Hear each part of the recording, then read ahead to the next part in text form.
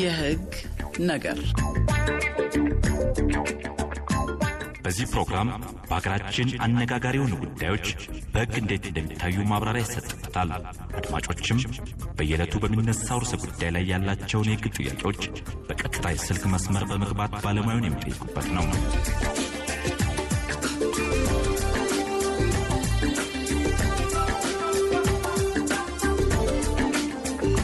የህግ ነገር የህግ ነገር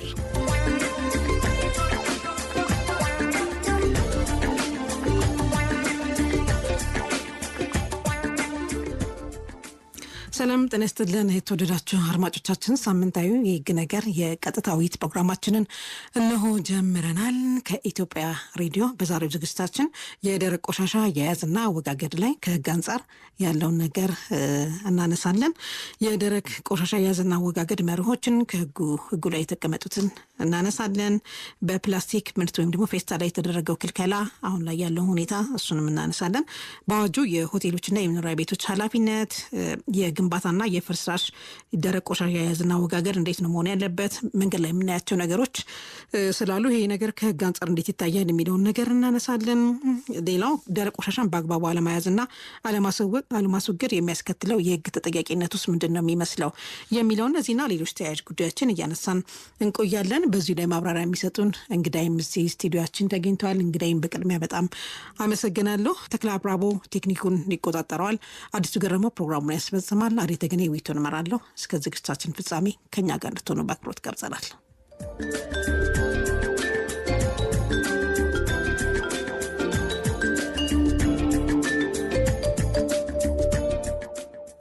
አድማጮቻችን ቀደም ሲል እንዳልኩት እንግዲህ የደረቅ ቆሻሻ አያያዝና አወጋገድ ከህግ አንጻር ያለውን ነገር ነው ዛሬ በውይይታችን የምንዳስሰው። እንግዳይን ላስተዋወቅ፣ አቶ እንዳወቀ ፍስሐ ይባላሉ። አቶ እንዳወቀ በፍትህ ሚኒስቴር ከፍተኛ አቃቢ ህግ ናቸው። ስቱዲዮአችን ስለተገኙልን በድጋሚ በጣም አመሰግናለሁ። እሺ እኔም አመሰግናለሁ። እዚህ ከሚገኙት እንግዳይ ደግሞ በስልክም ኋላ ላይ የምናገኛቸው እንግዳም አሉን። አቶ ዋሲሁን ናቸው። አቶ ዋሲሁን በአካባቢ ጥበቃ ባለስልጣን የከተማ ቆሻሻ አያያዝና አወጋገድ ክትትል ዴስክ ኃላፊ በስልክ አስገብተን በተለይ አሁን ካለው ሁኔታ ከፕላስቲክ ከፌስታል ምርት ጋር ተያይዞ ያለውን ነገር እናነሳለን። መልእክቱን አድምጠን ተመልሰን ስንገናኝ በቀጥታ ወደ ውይይታችን እንገባለን። ጥሩቆይ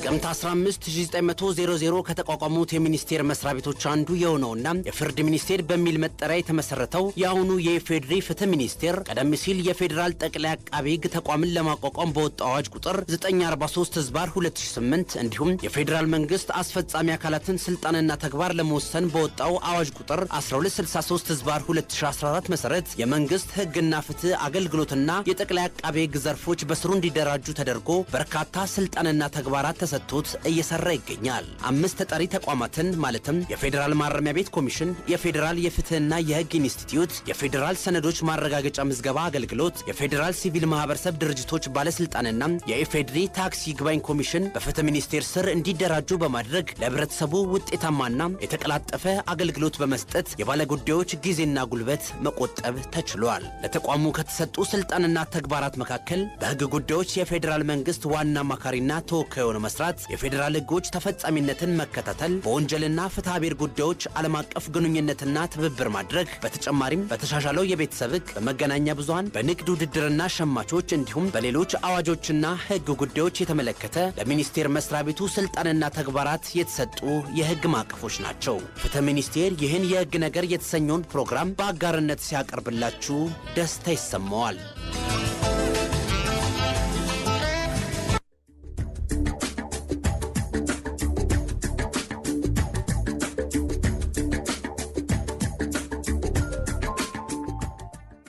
ተመልሰናል። ፍትህ ሚኒስቴርን በድጋሚ በጣም እናመሰግናለን። አሁን በቀጥታ ወደ ውይይታችን ነው የምንገባው። አቶ እንዳወቀ የደረቅ ቆሻሻ አያያዝና አወጋገድ ከህግ አንጻር ያለውን ነገር ነው ዛሬ የምንዳስሰውና ወደ ሌላ ከመግባታችን በፊት ግን ደረቅ ቆሻሻ ሲባል ምን ነው የሚያጠቃልለው፣ በአዋጁ ከአደገኛ ቆሻሻ ጋር ያለው ልዩነት ምንድነው የሚለውን ህጉ ላይ ያለውን ነገር እናንሳው።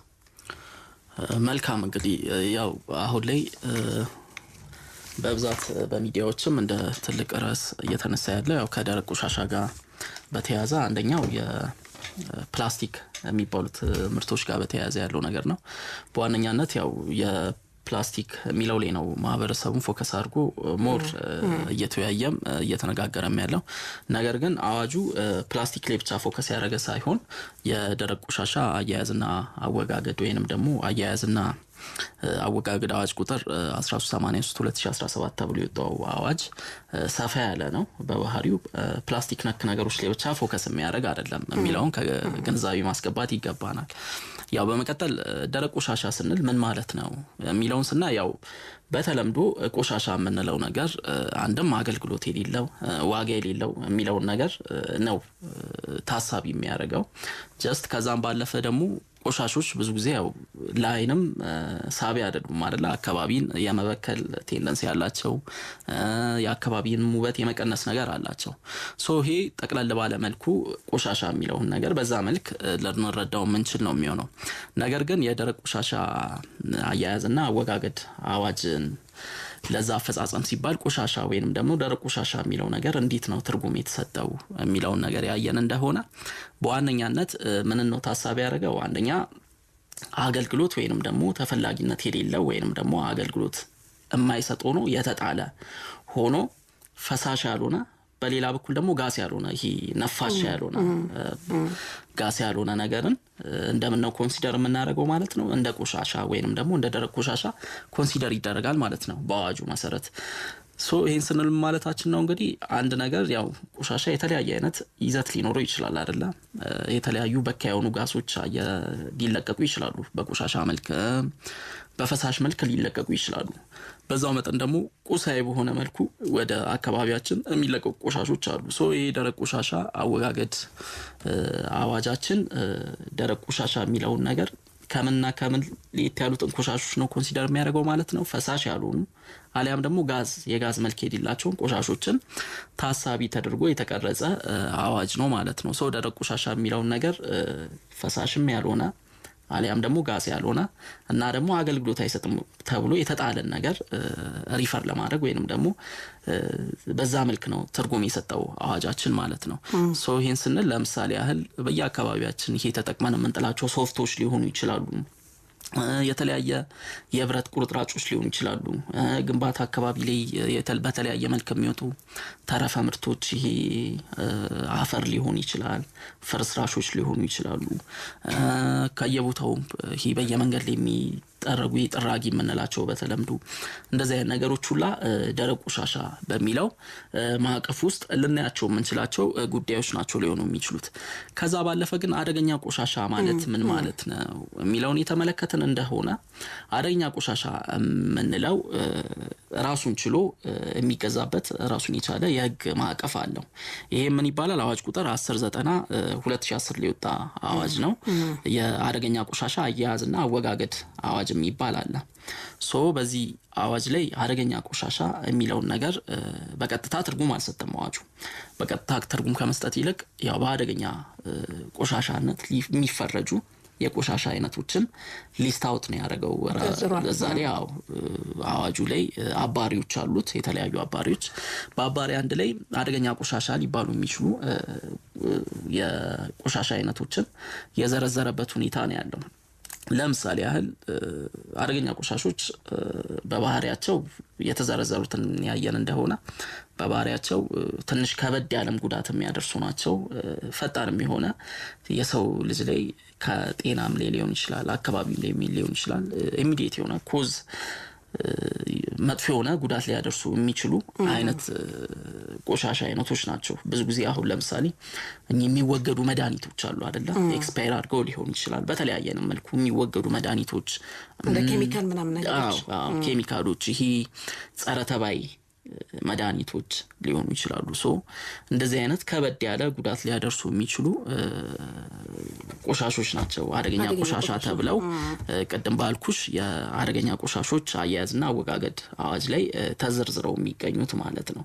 ሶ አደገኛ ቆሻሻ የምንለው ነገር እንደ ደረቅ ቆሻሻ ሳይሆን ራሱን ችሎ ፈሳሽም ሊሆን ይችላል። ፎርዛ ማተር አየር ላይ የሚበተኑ የጋዝ ይዘት ያላቸው ሊሆኑ ይችላሉ። አደገኛ አደገኛ ቆሻሻና ደረቅ ቆሻሻ የሚለውን ነገር አንደኛ የሚገዙበትም የህግ ማዕቀፍ የተለያየ ነው የሚለውን ነገር ታሳቢ ማድረግ ይኖርብናል። ሁለተኛ ደግሞ የቆሻሾቹን ባህሪ ያየን እንደሆነ አደገኛ ቆሻሻ የሚባሉት ሊያደርሱ የሚችሉ ጉዳት ከሚያደርሱበት ግራጁዋሊ የሆነ ጉዳት ሳይሆን ወዲያው ጉዳት ሊያደርሱ የሚችሉ ከመሆናቸውም በላይ ደግሞ ከፍ ያለም ጉዳት ሊያደርሱ የሚችሉ አይነት ናቸው በባህሪያቸው። ደረቅ ቆሻሻ የሚለውና አደገኛ ቆሻሻ የሚለውን ነገር በዚህ መልኩ ሊያይተን ልንረዳው እንችላለን ማለት ነው። በጣም ጥሩ። ሌላው የደረቅ ቆሻሻ አያያዝና አወጋገድ አዋጅ አለ። አዋጅ ቁጥር 1383 እሱ የሱ አዋጅ ምንድነው? አጠቃላይ እንደው አላማው ምንድነው? ከዚህ አዋጅ አንፃር ደረቅ ቆሻሻ አያያዝና አወጋገድ ሲባልስ ምን ማለት ነው? ምን አይነት ትርጓሜ ነው የተሰጠው የሚለውን እናንሳቸው አያይዘን። እሺ መልካም። እንግዲህ ከመጀመሪያ ከትርጉሙ እንነሳ ካልን የደረቅ ቆሻሻ አያያዝና አወጋገድ ምን ማለት ነው የሚለውን በተመለከተ አዋጁ በአንቀጽ 2 ንዑስ ቁጥር 2 ላይ ትርጉም ሰጥቶት እናገኛለን። አዋጁ ምን በማለት ነው ትርጉም የሰጠው? የደረቅ ቆሻሻ አያያዝና አወጋገድ ማለት ደረቅ ቆሻሻን ከምንጩ መቀነስ፣ በፈርጅ መለየትና መሰብሰብ፣ ማጓጓዝ፣ ማከም፣ መልሶ መጠቀም፣ መልሶ ውህደት ማድረግ ወይንም ደግሞ ሪሳይክል ማድረግ እና አካባቢያዊ ተቀባይነት ባለው መልኩ ማስወገድን የሚያጠቃልል ሂደት መሆኑን ነው የሚያሳየው።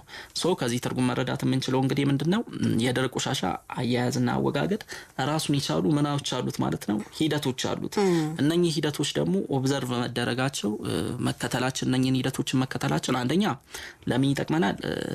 ቆሻሾቹ መልሰው ጥቅም ላይ የሚውሉበትን መንገድ እንድንፈልግ ይረዳናል። ሌላኛው ደግሞ ምንድነው ዳግም ደግሞ አገልግሎት ሊሰጡ የሚችሉ ቆሻሻ አይነቶች አሉ። ምናልባት ለሚስተር ኤክስ አገልግሎት የማይሰጥ የቆሻሻ አይነት ለሚስተር ዋይ ጋር ሲሄድ ደግሞ አገልግሎት ሊሰጥ የሚችል ሊሆን ይችላል። ኢኮኖሚክ ቫልዩ ይኖረዋል ማለት ነው። እንደዚህ አይነት ቆሻሾች ደግሞ ዳግም ጥቅም ሊሰጡ የሚችሉበትን ሁኔታ መፍጠርን አንደኛው ሂደት ነው ማለት ነው። በእነኚህም ሂደቶች ውስጥ አልፎ የሚጣልም ከሆነ ደግሞ በሚጣልበት ጊዜ አካባቢ ላይ በሰዎች ጤና ላይ ሊሆን ይችላል ጉዳት በማያደርስ አይነት መልኩ ሊወገድ የሚችልበትን ጠቅለል ያለ የአያያዝ የአወጋገድ ስርዓት የያዘን ጉዳይ ነው እንግዲህ የደረቅ ቆሻሻ አያያዝና አወጋገድ ምን የምንለው ማለት ነው። ከዚህ በመቀጠል የአዋጁን አላማ ያየን እንደሆነ አዋጁን መግቢያውን ብሎም ደግሞ አላማውን ለመገንዘብ ጠቅላላ የአዋጁን ይዘት ስናይ አዋጁን ከአላማ አንፃር በተለያየ አይነት መልኩ ልናስቀምጠው እንችላለን። የመጀመሪያው አላማ የህዝብ ጤናና አካባቢን መጠበቅ ነው እንግዲህ አዋጁ አላማ። ይሄ ሲባል ምን ማለት ነው? ያው የቆሻሻ አወጋገድ ሂደት በሰው ጤና ላይ ጉዳት እንዳያደርስና በአየር ሊሆን ይችላል ውሃ፣ የአፈር ብክለትን እንዳይፈጠር በሚያስችል አይነት መልኩ ቆሻሾች ሊወገዱ የሚችሉበትን ቆሻሾች የሚመነጩም ከሆነ ኮንዘርቭ ተደርገው የሚቆዩም ከሆነ ከመወገዳቸው በፊት የሚቆዩበትን ሂደት ምን ለማድረግ ነው ማለት ነው? ስርዓት ለመዘርጋት።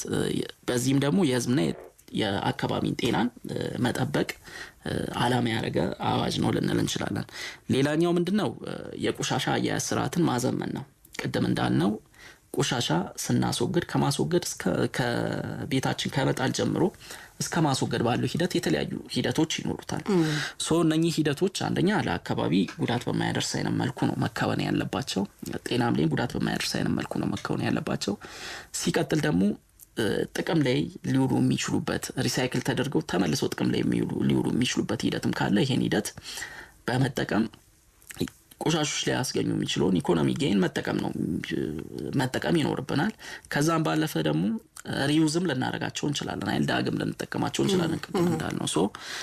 ይሄም እነኚህን ነገሮች ወይንም ደግሞ የቆሻሻን ያወጋገድ ስርዓት በዚህ መልኩ ስርዓት ያለው በማድረግ ምንም መፍጠር ታሳቢ ያደረገ ነው ማለት ነው። አዋጁ የቆሻሻን አያያዝ ስርዓት ከዚህ በፊት ከነበረው የልምድ አሰራር በተላቀቀ መልኩ ማዘመንን ታሳቢ ያደረገ ነው ማለት ነው። ሌላው ምንድነው? ቅድም ያነሳነው ነገር አለ። ቆሻሾች ሊሰጡ የሚችሉትን ወይም ደግሞ ቆሻሻን እንደ ሀብት ቆሻሻ ሊሰጥ የሚችለውን ሪሳይክል በማድረግ ሊሆን ይችላል፣ ድጋሚ በመጠቀም ሊሆን ይችላል። ሊሰጥ የሚችለውን ምንድነው ኢኮኖሚክ ጥቅም እንተ ማድረግ ነው ኤግዞስት አድርጎ መጠቀም ማስቻል ነው ሶ ይሄንን ታሳቢ ባደረገ መልኩ አዋጁ ላይ ቆሻሾች ሪሳይክል ሊደረጉ የሚችሉበት ሂደት ማን ሪሳይክል ሊያደርግ ይገባል ማን ሪሳይክል ስለማድረግ ማን ፍቃድ ሊሰጥ ይገባል የሚለውን ሂደት በሙሉ አዋጁ ላይ በመዘርዘር ቆሻሻን ውስጥ ሊገኝ የሚችልን ሀብት አሟጦ ለመጠቀም ማስቻልንም ዓላማ ያደረገ ነው ልንል እንችላለን ሌላኛው ደግሞ የማይዘለለው ጉዳይ ምንድነው ከቆሻሻ አወጋገድ ጋር ባለው ስርዓት ውስጥ የሚሳተፉ አካላት በሙሉ ተጠያቂነትን መዘርጋት ነው አዋጁን ያይተነው እንደሆነ ቆሻሻን በማስወገድ ሂደት ውስጥ ሊኖሩ የሚችሉ ወይም ሊደርሱ የሚችሉ ጉዳቶች እንዳሉ ይታወቃል አይደል በዚህ ሂደት ውስጥ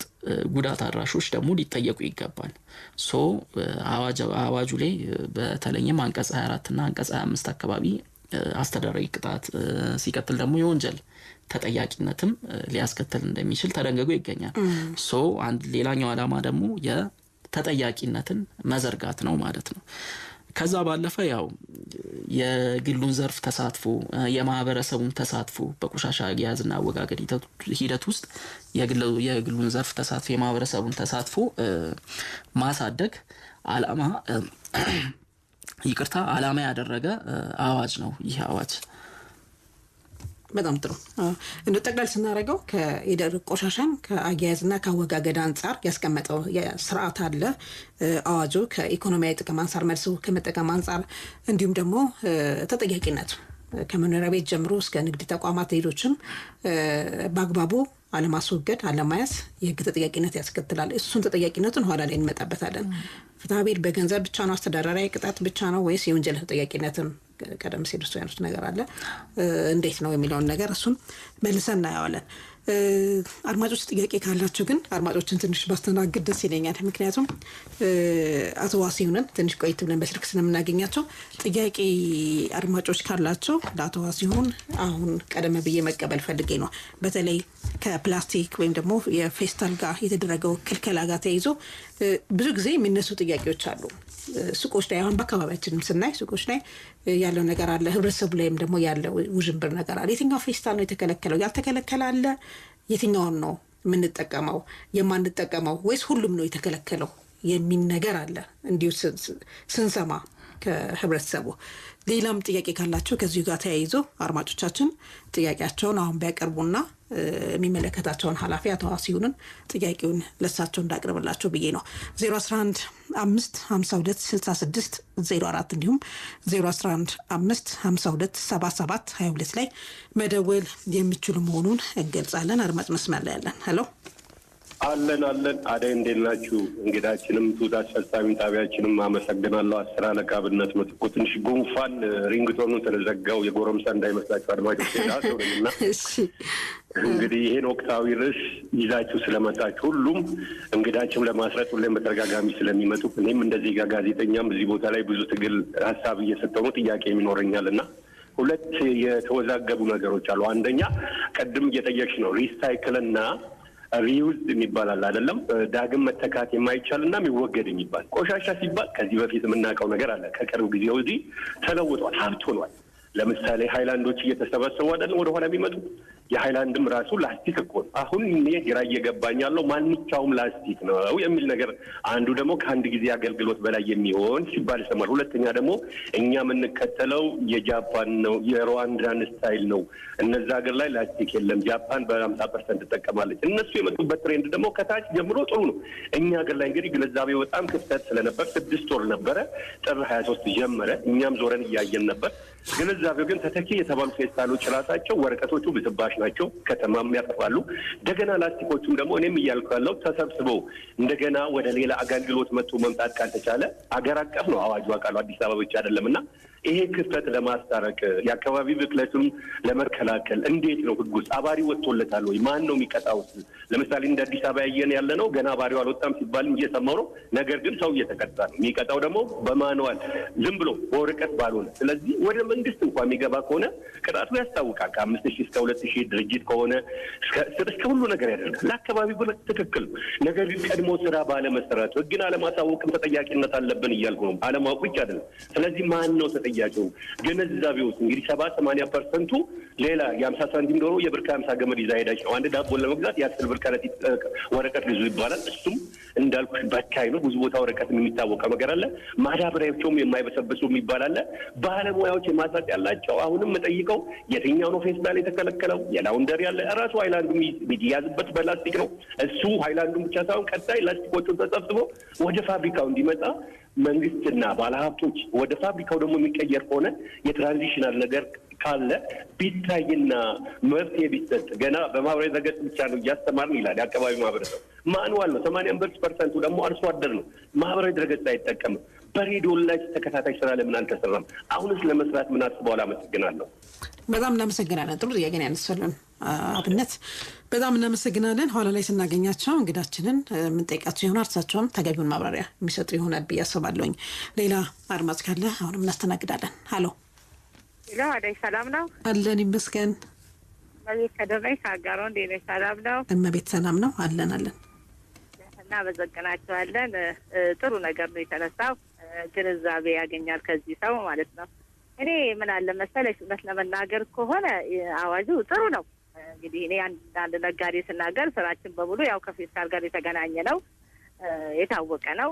ችግር እንደሚፈጥርም ግንዛቤውን እየወሰድን ነው። ጥሩ ነው። ግን ምን አለ መሰለሽ፣ እኔ ትልቁ ክፍተት አለ የምለው አስፈጻሚ አካል ጋር ነው ማለት ነው። እና ምን አለ በቃ ብዙ ጊዜ ያው ደረቅ ቆሻሻ በየአካባቢው እንግዲህ ያው አንድ ሰው በኑሮ ውስጥ ያው ቆሻሻ አይጠፋም፣ የታወቀ ነው። ያው የተለያዩ ነገሮች ፌስታል ይሁን ሌላ ደረቅ ቆሻሻ ይኖራል። ግን አወጋገን ላይ በጣም ከፍተኛ ክፍተት አለ። አሁን በከተማ ሴፍቲኔት ራሱ ተደራጁት ሲጠርጉ በየሰው በረንዳ ላይ ነው የሚከምሩት። የሚጠብሽ ነገር በሚያሳዝን ሁኔታ በየሰው በረንዳ ላይ ነው የሚከምሩት። ይሄ ራሱ ትልቅ ችግር ነው የሚፈጥረው። ሌላው ምን አለ መሰለሽ፣ በእርግጥ ንጽህና ለራስ ነው፣ ለራስ ጥቅም ነው፣ ለሌላም አይደለም፣ ለሁላችንም ጥቅም አለው። ግን ለምሳሌ የቆሻሻ የሚያነሳው መኪና ሲመጣ አታይም። ሲመጣ ተደብቆ እንደ በቃ አላለ አመጣጡ ላይ ራሱ ተደብቆ ነው የሚመጣው። አስቢ እና ሰው ደግሞ ደብቆት በየሰው በረንዳ ላይ እየዘረገፈ እያራገፈ ይሄዳል። እንግዲህ ምንም የምንጠራጠረው ነገር አይደለም። ይሄ በምሽት ማለት ነው ጉዳትን እያደረሰ ነው ያለው ማለት ነው። ይሄ ራሱ ትልቅ ክፍተት ነው። ግን የተመቻቸ ነገር መኖር አለበት ነው። ቅጣቱ እንዳለው ነው። ሰው በእርግጥ ያው ጥፋት ሲያጠፋ መቀጣቱ ያለ ነው፣ እውነት ነው። በዛ አጋጣሚ ተጠቃሚ ሊኖር ይችላል፣ እያስፈራራ የሆነ ችግር የሚፈጥር ማለት ነው። እሱንም ክትትል ያስፈልጋል። ግን ትልቁ ነገር የሚመቻች ነገር መኖር አለበት ነው። ሳይኬድ መመቻቸት፣ ያ ካልሆነ ችግሩ እንደቀጠለ ይሆናል። አመሰግናቸዋለሁ። እናመሰግናለን በጣም መቤት። ሌላ አድማጭ ካለ እናስተናግዳለን። 011-552-6604 እንዲሁም 011-552-7722 መጠቀም የምችል መሆኑን እንገልጻለን። ለምታነሷቸው ጥያቄዎች አድማጭ መስመር ላይ ያለን። ሄሎ ሄሎ ሄሎ። አቤት፣ ሰላም ነው? አለን ይመስገን። እሺ እንዴት ናችሁ? ደህና ናችሁ? አዲስ አለን ይመስገን። እሺ አለን። እሺ እኔ እንኳን ጥያቄ ላቀርብ ነው። አበበ እባላለሁ ከደብረ ብርሃን። እሺ ጥያቄው ምንድን ነው? እንግዲህ የፌስታል መከልከሉ በአዋጅም እንደዚሁ አዋጅ መውጣቱ ይታወቃል እና ይህ አዋጅ እንግዲህ ምናልባት በፋብሪካ ለምሳሌ ያህል የቢራ ፋብሪካ አለ። ቆርኬ የሚታሸገው መጀመሪያ በላስቲክ ነው። እንግዲህ ፌስታልን ብሎ ማለት ይቻላል። ይሄ ነገር ታዲያ በፌስታል ካታሸገ እንዴት ይሆናል? ስለዚህ የሚቀጥል ከሆነ በዛው በፌስታል ታሽጎ ይሄንን ደግሞ ብሎ ወደ ማህበረሰቡ ደርሶ መጠቀሙ አይቀርም። ይሄስ እንዴት ይሆናል? ሊቀር ነው ወይ? እነዚህ ታሽገው የሚመጡ በላስቲክ ማለት ነው ይቀራል ወይ ነው። ሁለተኛው ደግሞ በቤታችን ውስጥ ደግሞ ብዙ ፌስታሎች አሁንም እቃ እያስቀመጥንባቸው አሉ። እነሱንስ አሁን ይሄ አዋጅ ከወጣ ጀምሮ ተግባራዊ እየሆነ ስለሆነ ምናልባትም እነሱን እንዴት ነው የምናስወግደው? ተተኪ ምርትስ እየቀረበ እስካሁን ስላላየን ማለት ነው። እና በቤታችን ውስጥ ያለውን እንዴት እናስወግድ? ወይስ ዝም ብለን አሁን ማስወገድ ያለብን ወይስ ዝም ብለን ጊዜውን ጠብቀን ማስወገድ አለብን ወይ? እንዴት ይሆናል የሚለውን ለመጠየቅ ያህል ነው። እሺ አቶ አበበ በጣም እናመሰግናለን። እሺ እኔም በጣም አድርጌ አመሰግናለሁ። እሺ ሌላ አድማጭ ካለ አለን? ሄሎ ጤና ይስጥልኝ አዲ። ጤና ይስጥልኝ። በሪውን ስዩም ከጅማ ጌራ። በሪውን ሰላም ነው? እንደምን አላችሁ አዲ? አለን። እሺ በጣም ጥሩ።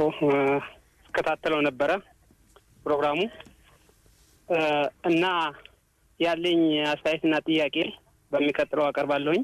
እሺ ለምሳሌ በመጀመሪያ ይህንን ህግ መውጣቱና ይህንን ደረቅና ቆሻሻ በተመለከተ ማስወገድ የሚለው ህግ መውጣቱ ተገቢና አግባብ ነው ብዬ አስባለሁኝ አስተያየቴ።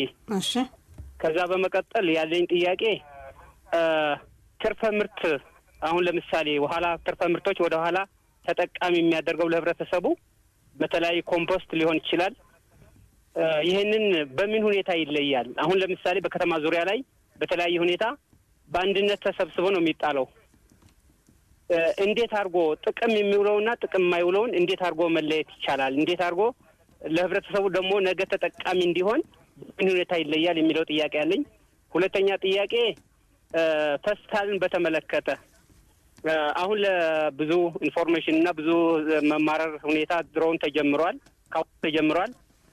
ፌስታል በ10 ብር በ15 ብር በእንደዚሁ ስንገዛ ነበረ።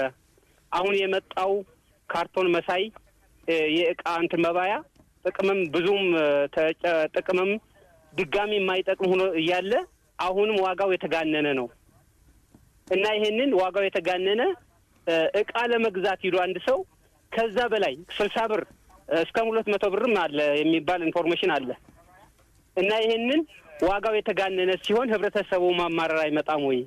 ለህብረተሰቡ እንደ ፌስታሉ ዋጋው በተመጣጠነ ሁኔታ አይሰራም ወይ? ሶስተኛ ጥያቄ በመጀመሪያ ከህብረተሰቡ ላይ ያለው ከእጁ ላይ ተገንተው ቅጣት ከማድረግ በፊት እነዚህ አምራች ተቋሞች እዚህ ጋር ቁጥጥሩ እስከምን ያህል ነው? ሱቆች ደግሞ የሚሸጡትን እንዴት አድርጎ ተቆጣጥሮ ይሄን ማስወገድ ይቻላል የሚለው ጥያቄ ለመጠየቅ ፈልጌ ነው። አመሰግናለሁ አደይ። በጣም እናመሰግናለን። ጥሩ ጥያቄ ነው። ለሚመለከታቸው ኃላፊ እንግዲህ የምናቀርብ ይሆናል። ከፕላስቲክ ጋር ተያይዞ እሺ አንድ አድማጭ እንቀበልና ከዛ አቶ ዋሲሁን እናገኛቸዋለን። እሺ ሄሎ ሰላም ለናቸው። እንዴት አረፈዳችሁ? አለን ይመስገን። ዳዊት ከአዲስ አበባ አያት። እሺ አመሰግናለሁ። በቅድሚያ ለእናንተም ላይ እንግዲህ ለሚዲያውን ልባም ምስጋና ማቅረብ ፈልጋለሁ። በተለይ የዚህ አዋጅ 2017 የወጣው ከአንድ ጊዜ ጥቅም በላይ ሊውል የማይችል የፌስታል ነክ ግብአቶችን ከምንጭና ከመገቢያው ከመሰብሰብ አኳያ መንግስት ያወጣው አዋጅ በበጎ ቢታይም እነዚህ ፌስታሎች በአንድም በሌላ ከጥቅማቸው ጉዳታቸው እንደማያበዝን የሚታወቅ ነው። ነገር ግን ይህ አዋጁ ሲወጣ ግን ከፈረጁ ጋር የቀደመ ነው የሚመስለኝ። ምክንያቱም አዋጅ ሲወጣ ቀጥሎ መመሪያው ነው። መመሪያ ባልወጣበት ሁኔታ ላይ አዋጁ ተፈጻሚ አይሆንም እና መመሪያውን ማውጣት ስለምንስ አልተቻለም? መመሪያ ባልወጣበት ሁኔታ በተለይ ከጥር 23 ጀምሮ በርካታ ክብረ ነክ የሆነ ክንዋኔዎችን ያየንበት ሁኔታዎችም አሉና ከዛ አኳያ ግን እነዚህ ባለሙያተኞች የሚወስዱት እርምጃ እኔ ህገወጥ ነው ብዬ ነው የማስበውና ወደ ህጋዊ ከመግባት አኳያ ግን መመሪያው ሊቀድም ይገባል የሚል የግል ሳቢ አለኝ። በሁለተኛ ደረጃ በተለይ አዋጅ ሲወጣ ባለድርሻ አካላት እንዳሉ ይታወቃል። በተለይ የኢትዮጵያ ፕላስቲክና ጎማ አምራቾች ማህበር ያወጣው መግለጫ አለ። ይሄ መግለጫ ምንድነው? የትኛውም ምድር ላይ ያለ ቆሻሻ በሙሉ ሪሳይክል ይደረጋል። ሪሳይክል የምናደርገው ደግሞ መንግስት ባስቀመጠው ሁኔታ ላይ ተግባራዊ እናደርጋለን የሚባል ግብረ መልስ የሰጡበት ሁኔታዎችም አሉና እነዚህ ማሽነሪዎችና ካምፓኒዎችን እጣ ፍንታቸው እንደምን ያሉ መብታቸውን ከማስከበር አኳያስስ እንደምን መሄድ አለባቸው የሚለው እንግዲህ ማብራሪያ ቢሰጡበት ላለው አመሰግናለሁ። እሺ እናመሰግናለን ዳዊት። እሺ አቶ ዋሲሁንን የምናገኛቸው ከሆነ ለሳቸው እኔም ያሉኝ ጥያቄዎች በእርግጥ የኔ ጥያቄዎች ተነካክተዋል በሙሉ ከአድማጮች ጥያቄ ጋር ለሳቸው የምናቀርብላቸው እሳቸው እስኪገቡ ድረስ ግን እዚህ ስቱዲዮ ያሉት እንግዳይን ማቀርብላቸው ጥያቄ አለ። አቶ እንዳወቀ ፍሳ በፍትህ ሚኒስቴር ከፍተኛ አቃቢ ሕግ ናቸው። እዚህ ማብራሪያ እየሰጡን የሚገኙት እንግዳችን ቀደም ሲል ከደረቅ ቆሻሻ አያያዝና አወጋገድ አንጻር ከአዋጁ ዓላማ አንጻር እንዴት ነው አወጋገድ ውስጥ የሚለውን ነገር ስናነሳ ነበረ። ስለ መርሆቹ እናውራ እስኪ። የደረቅ ቆሻሻ አያያዝና አወጋገድ መርሆች ተብለው በአዋጁ የተቀመጡ ነገሮች አሉ። እነሱን እናንሳቸው አቶ ዋሲሁን በስልክ እስኪገቡልን ድረስ። እሺ መልካም። እንግዲህ የደረቅ ቆሻሻ አያያዝና እሺ ከይቅርታ ጋር ገቡ። መልካም። እሺ ሄሎ አቤት አቶ ዋሲሁን እሺ በጣም ጥሩ። ለአድማጮቻችን ለማስተዋወቅ በድጋሚ አቶ ሲሆን አለሙ በአካባቢ ጥበቃ ባለስልጣን የከተማ ቆሻሻ አያያዝና አወጋገድ ክትትል ዴስክ ኃላፊ ናቸው። በቀጥታ ስልክ መስመራችን ላይ ስለገቡልን በጣም አመሰግናለሁ። በቅድሚያ አመሰግናለሁ ስለጋበዛችሁ። በጣም ጥሩ። እኔ ያስኩት ጥያቄ አለ። ፕሮግራማችን እየተከታተሉ ከሆነ አድማጮችን በስልክ እየጠየቁ ነበረ። እኔ ከያስኩት ጥያቄ ጋር የሚመሳሰል ጥያቄ ምንድን ነው? በዛሬው ውይይታችን እንግዲህ የደረቅ ቆሻሻ አያያዝና አወጋገድ ላይ ትኩረት አድርገናል። አሁን ወቅታዊ ጉዳይ ነው፣ ህብረተሰቡ እየተነጋገረበት ያለ ጉዳይ ነው። በተለይ ከፕላስቲክ ወይም ደግሞ ፌስታል አወጋገድ ጋር ተያይዞ ውዥንብሮች አሉ። የሚፈቀዱ አሉ፣ የሚላሉ አይ ሁሉንም ነው የሚሉም አለ። ስለዚህ የትኞቹን ነው የፕላስቲክ ወይም ደግሞ ፌስታል የሚከለክለው አዋጁ የትኛውን ነው አሁን እየተፈጸመ ያለው የሚለውን ነገር በመጀመሪያ ይሄን ያጥሩልን። ኦኬ፣ በዚህ ጉዳይ ላይ ያው አዋጁ በግልጽ እንዳስቀመጠው የፕላስቲክ ከረጢት በሁሉንም በሚል ነው ያስቀመጠው። ያ ማለት ምናልባት አዋጁ ላይ ከዚህ ዴንሲቲ ጋር በተገናኘ የሚያስቀምጠው ወይንም አነስተኛ ጥግግት በሚል የሚያስቀምጠው ሁኔታ አለ። ያንን ከዛ መነሻ ነው ብዙም ጊዜ አነስተኛ ጥግግት ማለት የስሶችን ነው በሚል ነው የሚያስቀምጡት። ነገር ግን ፕላስቲክ ብሎ ዲፋይን ያደረገበት ኢሹ ላይ ከተፈጥሮ ከነዳጅ ቅሬታ አካል የሚሰራ በስብሶ ከአፈር የማይዋሃድ የፖሊመር ይዘት ያለው በሚል ነው የሚያስቀምጠው እና ፖሊመር ይዘት ማለት ስለ ኬሚካሉ ነው ፕላስቲኩ ስለሚሰራበት ነው የሚያስቀምጠው እና አጠቃላይ የፕላስቲክ ፖሊመሮች በሰባት ካታጎሪ ነው የሚከፈሉት። ከነዛ ካታጎሪ ውስጥ የአነስተኛ ጥግግት ወይ ሎ ዴንሲቲ ፖሊፕሮፒን የሚባለው አንደኛው ነው። ይሄ ሎ ዴንሲቲ ፖሊፕሮፒን የሚባለው እነዚህ ፕላስቲክ ከረጢቶችን እና የተለያዩ የምግብ መጠቅለያ ፕላስቲኮችን ለመስራት የሚያገለግል ነው። በሌላ በኩል ከፍተኛ ጥግግት በሚል እነ ኩርቱ ፌስታልን የሚመጣበት ሁኔታ አለ። ከፍተኛ ጥግግት ያላቸው ጀሪካኖች ናቸው በብዛት። ይሄ የዘይት ጀሪካን ወይንም የተለያዩ እነ ላርጎ እነዚህ ፈሳሽ ሳሙናዎችን፣ ሻምፖዎች የምንይዝባቸው ጀሪካኖች ከፍተኛ ጥግግት ያላቸው ተብለው ይጠራሉና በዚህ ምክንያት አነስተኛ ጥግግት ሁሉንም ፕላስቲክ ከረጢቶች በውስጡ ያካተተ ነው። ስለዚህ በየትኛውም ደረጃ ፕላስቲክ ከረጢትን የሚከለክል ነው ወይንም ከፕላስቲክ የተሰሩ ከረጢቶችን ማለት ነው። አሁን በተለምዶ የምንጠቀማቸው አሉ። አሁን ቀደም ሲል እንዳሉት እንደ ኩርቱ በ10 ብር የ5 ብር ፌስታል ምናምን እያለን የምንገዛቸው አሉ። ከዛ በተጨማሪ ደግሞ ለምሳሌ ህብረተሰቡ ለእንጀራ ላይ የሚጠቀም የእንጀራ ፌስታል ብሎ የሚጠቀማቸው አለ። እነዚህንም ሁሉንም ነው የሚያካትተው ወይስ ምን የሚላለ ህጉ ላይ አንድ ጊዜ ጥቅም ላይ የሚውል የሚል ነገር አለ? እሱም ብቻ ነው ወይ የሚል ማለት ትንሽ ግልጽ እንዲሆን ብዬ ነው። ሶስት ነገር ነው እንትን እያለ ያለው። ምናልባት ቴክኒካሊ ምን አለ ለአንድ ጊዜ አገልግሎት ማለት ሌሎች ፕላስቲኮች ናቸው። ፕላስቲክ ከረጢት ሌላ ነው። እንደገና እነዚህ አሁን መጠቅለያ የምትሏቸው ደግሞ ሌላ ነው። ዴፊኔሽን ላይ አዋጁ በግልጽ እነዚህን ጉዳዮች አስቀምጧቸዋል። መጠቅለያ የምንለው ለምሳሌ እንጀራ መጠቅለያ ነው። ፕላስቲክ ከረጢት ግን እቃ ለመሸከም የምንጠቀምባቸው ናቸው። ለአንድ ጊዜ አገልግሎት ላይ የሚውሉ ፕላስቲኮች ማለት ግን ተጠቅመን ቀጥታ የምንጥላቸው ወደ አካባቢ የሚጣሉ እነዛ ፕላስቲኮች ደግሞ መልሰው ውደት የማይደረጉ ወይንም ሪሳይክል የማይደረጉ እንደ ምሳሌ ባለሳልሽ ስትሮ ለአንድ ጊዜ አገልግሎት ጥቅም ላይ ውሎ የሚጣል ነው። ይሄ ቴካዌ የምንጠቀምበት ይሄ እንደ ፊልም አይነት ነገሮች አሉ በተለያየ እንትን የሚሰሩ የቴካዌ እቃ ከምግብ ቤቶች ከኪችኖች የምንጠቀማቸው እሱ ቀጣይ በመመሪያ ሊስት የሚደረግ ነው። ለአንድ ጊዜ ተጠቅመን የምንጥላቸው ከፕላስቲክ የሚሰሩ ሹካዎች አሉ፣ ቢላዎች አሉ፣ የተለያዩ ዝግጅት ለማድመቂያ የምንጠቀምባቸው ዲኮር የምናደርጋቸው ተጠቅመን ግን ስንጥላቸው ሪሳይክል አይሆኑም፣ ረጅም ዓመት አፈር ውስጥ ይቆያሉ። ስለዚህ እነዛ መልሶ ውደትና መልሶ ጥቅም ላይ የማይውሉትን ነው ለአንድ ጊዜ አገልግሎት እያለ ያለው። ስለዚህ ሌላ ካታጎሪ ነው ማለት ነው። አሁን ሙሉ ለሙሉ እየከለከለ ያለው ፕላስቲክ ከረጢት የትኛውም ሳይዝ የምንለው ለዛ ነው። ይሄኛው ፕላስቲክ ከረጢት ላይ ራሱ አዋጁ ምን እርምጃ መወሰድ አለበት፣ ምን አይነት እንትኖችን መከተል አለባቸው የሚለውን ኦልሬዲ እንትን አስቀምጦለታል። ክልከላዎችንም የነዛን ግን በመመሪያ ነው የሚወሰነው። የትኞቹ ናቸው የሚለውን የሚወሰን ነው የሚሆነው። መመሪያው ኦልሬዲ ድራፍት ተደርጓል። የተወሰኑ ውይይቶች ናቸው የሚቀሩት። ግን እሱ ሲወጣ እነዛ ነገሮች በየትኞቹ ናቸው በቀላሉ መተካት የማንችላቸው የሚለውን በልዩ ሁኔታም የሚፈቀዱበት አሰራር ይኖራል። እዚህ ጋር ለአንድ ጊዜ አገልግሎት የሚውሉት ሌሎቹ እነዚህ ከእንጀራ ላስቲክ ጋር ሌሎች ጋር ተገናኙት ግን የፕላስቲክ መጠቅለያ ናቸው።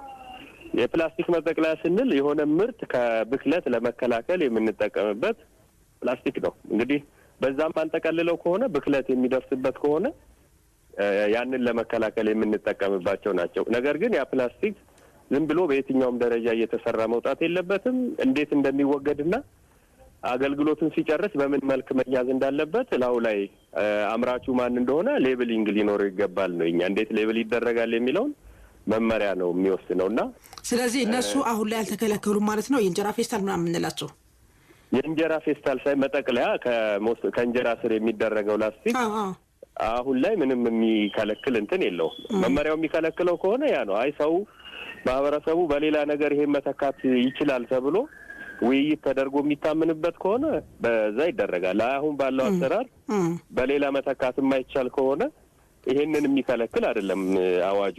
ስለዚህ ሶስት ነገሮች ዴፊኒሽን ላይም በደንብ ያስቀመጣቸው ፕላስቲክ ከረጢት ሌላ ነው፣ ለአንድ ጊዜ አገልግሎት የሚውል ሌላ ነው፣ ፕላስቲክ ሌላው መጠቅለያ የምንላቸው ደግሞ እነዛ ጋር ያካትታል። እንደዚሁም የተለያዩ ምግቦችንና በዚህ የባልትና ውጤቶችን አሽገን የምንሸጥባቸው እነሱ የምግብ ማሸጊያዎች ናቸው። እነሱ ላይ በምን ስታንዳርድ መዘጋጀት አለባቸው፣ ሪሳይክል በሚሆን ደረጃ መሆን አለባቸው ነው እንጂ ምንም አይነት ክልከላ የለውም። አሁን ሙሉ ክልከላ ያለው ፕላስቲክ ከረጢቱ ወይንም ፌስታሉ ላይ ነው ማለት ነው። አዎ፣ ምክንያቱም ሰው የትኛው ነው ግራ ገባው። ለአንድ ጊዜ አገልግሎት ነው ብሚያለ ነገር እኛ ደጋግመን እየተናገርን ነው። ግን ምንድነው ሶሻል ሚዲያው ወይንም ይሄንን በአግባቡ ሳይረዱ በትክክል እያስተላለፉ ያሉ ሶሻል ሚዲያ ላይ የሚሰሩ አካላት እንዳሉ ሁሉ ይሄንን ባለመረዳት ደግሞ ይሆናል እንትን የሚል ነው እንጂ ከኛ ተቋም እንደዚህ አይነት መመሪያዎችም እስካሁን አልተሰጡም። ስለዚህ ያንን በዛ መልክ እየተከታተሉ ቢሄዱበት ሞር የተሻለና ግልጽ የሚሆኑ ሁኔታዎች ይኖራሉ የሚል አለ። ጥሩ። ሌላ ተራዝሟል አንድ ወር የሚባለው ነገርሳ እንግዲህ ይሄኛውም እንደዛው ነው። አሁን ከኛ መስሪያ ቤት በኩል በዚህ ጉዳይ ላይ ተራዝሟል የሚል መግለጫ አልተሰጠም። ይሄን አዋጅ ያወጣው የሕዝብ ተወካዮች ምክር ቤት ነው። ይሄንን አዋጅ አካባቢ ጥበቃ ባለስልጣን እንዲተገብር ስራ ላይ እንዲያውል በአዋጅ ተሰጥቶታል። ስለዚህ ከዛ በኩል ምንም አይነት የማራዘም ሂደት ወይንም ስልጣንም ኃላፊነትም የለውም። ለዚህ ስራ ላይ መዋሉን ነው የሚከታተለው። ያንን ደግሞ እያደረገ ነው። ማንም አካል ተነስቶ እንትን ማራዘም ወይንም እንዲቀር የማድረግ ኃላፊነት የለውም። ስለዚህ ይሄም ተስታሉ ባልታዎችና ጉዳዩ ላይ ሰው ግንዛቤ እንዳይኖረው ወይንም የተለያዩ የተጨበጠ ነገር እንዳይኖረው የሚያደርግ ነው። ስለዚህ አብዛኛውን የማህበረሰቡ እዚህ ጉዳይ ላይ የአካባቢ ጥበቃ ባለስልጣን በተለያዩ ሚዲያዎች የተለያዩ እንትኖችን ያሰራጫል። እነዛን ቢከታተሉ ከዛ የሚሰጡ መግለጫዎችን ተግባራዊ ቢያደርጉ የተሻለ ይሆናል እንጂ ለአንድ ወር ለሶስት ወር የማራዘምም ስልጣን ስለሌለው ነው ያንን እያልኩ ያለው። ጥሩ። ሌላው ከአድማጮቻችን የተነሱ ጥያቄዎች ነበሩ። ከአፈጻጸም አንጻር እንዴት እየሄደ ነው? ቅጣት ተጀምሯል ወይ? መመሪያው ሳይወጣ ቅጣት እንዴት ይጀመራል የሚሉ ነገሮች አሉ። ቀደም ሲል መመሪያው ውይይት ላይ እንዳለ ነው የገለጹልን። መመሪያ ሳይወጣ አፈጻጸም እንዴት ይሆናል? ምን አለ አዋጁ ላይ ለፕላስቲክ ከረጢት የቅጣት መጠን አስቀምጧል። እንዲያዝ የምንፈልገው አዋጁ ላይ የቅጣት መጠን አስቀምጧል። ይሄን ፕላስቲክ ከረጢት መያዝ ወይም ይዞ መገኘት፣ መጠቀም፣ ማከማቸት፣ መሸጥ እንደዚሁም ማምረት ከውጭ ሀገር ማስገባት የወንጀል ተጠያቂነት እንዳለበትና እያንዳንዱ ይሄንን ተግባር የፈጸመ ሰው ደግሞ ምን ያህል ቅጣት እንደሚጠብቀው አዋጁ በግልጽ አስቀምጧል። ስለዚህ ፕላስቲክ ከረጢት ላይ ወይንም ፌስታል ላይ አዲስ መመሪያ የሚወጣ የለም። ሕግ ተከባሪነትን ለማረጋገጥ ራሱ አዋጁ ግልጽ አድርጎ ያስቀመጠበት ሁኔታ ነው ያለው። ነገር ግን ለአንድ ጊዜ አገልግሎት ቅድም ያልኩሽ እነዚህ ዩዝ ኤንድ ስሮ ላሉት ግን በቀጥታ መመሪያ ሲወጣ እነሱ የሚወሰኑ ናቸው። አዋጁም የሚለው ያንን ነው። ስለዚህ መመሪያ ሳይወጣ ሳይሆን ኦልሬዲ አዋጁ ምን መቀጣት እንዳለበት ተወስኖ ያስቀመጠው ጉዳይ ስለሆነ ሌላ መመሪያ የሚጠብቅበት ወይንም ሌላ አሰራርን የሚጠብቅበት ሁኔታ የለውም። ጥሩ። ሌላ የመጨረሻ ጥያቄ ላድርገውና ማን ነው የሚቀጣው የሚል ነገር ደግሞ ተጠይቋል። እንግዲህ ይሄ በአዋጁ ላይ ወንጀል ተጠያቂነትን ነው እንትኑ ያስቀመጠው። ስለዚህ እዚህ ላይ ኢቨን አምራቾች ላይ፣ አስመጪዎች ላይ፣ ሌሎች ላይ እስከ እስር የሚደርስ ጉዳዮች ስላለው ወደ ፍርድ ቤት የሚሄዱ ኬዞች ይኖራሉ። ይሄንን እያጣራ እንትን የሚለው የህግ አካላት ናቸው። ምናልባት ፖሊሶችም ይኖራሉ ወይንም የደንብ ጽሕፈት ቤቶች ይሄንን ወንጀል እንዳይሰራ የሚከታተሉ አካላት እየተከታተሉ እርምጃ መውሰድ ይችላሉ። እርምጃ ስንል እንግዲህ የተለያዩ እንትኖች ይኖሩታል። ግን አዋጁ ላይ የተቀመጡ ድንጋጌዎች የእስር ጉዳይ ወይም በከፍተኛ ሁኔታ እንትን ካለው ፍርድ ቤት ቀርቦ በፍርድ ቤት የሚሰጡ ውሳኔዎች ይኖራሉ።